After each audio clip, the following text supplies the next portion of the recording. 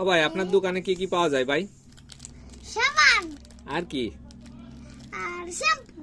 সাবান আর শ্যাম্পু পাওয়া যায়? হ্যাঁ। তাই সাবান কত টাকা দাম ভাই? 2,50,000। ওরে সর্বনাশ, 2,50,000 টাকা? হ্যাঁ। এ কি সাবান কি সোনা দিয়ে বানানো? না তো, তা কি দিয়ে বানানো? ইসেমেড। ইসেমেড? হ্যাঁ, এটা হলো মেন্ট। মেন্ট? এটা এইগুলো হলো মেয়ের সাবান, আর এগুলো আছে সেই মেয়ের সাবান। মেয়েদের সাবান? হ্যাঁ, আর এদিকে ছেলেদের সাবান। ছেলেদের সাবান? হ্যাঁ, এগুলো সব। আর এই শ্যাম্পু কত টাকা দাম ভাই? 2,50,000। সব 2,50,000? মাথা নষ্ট। এই শ্যাম্পু? এইটাও 2,50,000। এটা কয় টাকা ভাই? 102 লাখ। 102 লাখ? সর্বনাশ। এই সাবান কি সেই সেই মুকেশ আম্বানির বউ কেনে?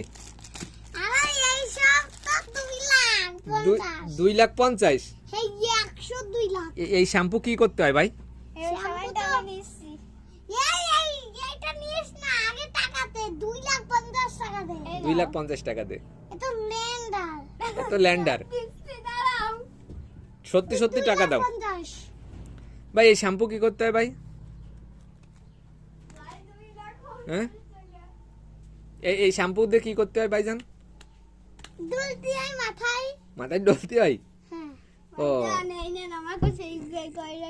ওরে সর্বনাশ, এ তো 2.5 লাখ টাকা দিয়েছে। 2,50,000 ঠিকই আছে। ইয়েস।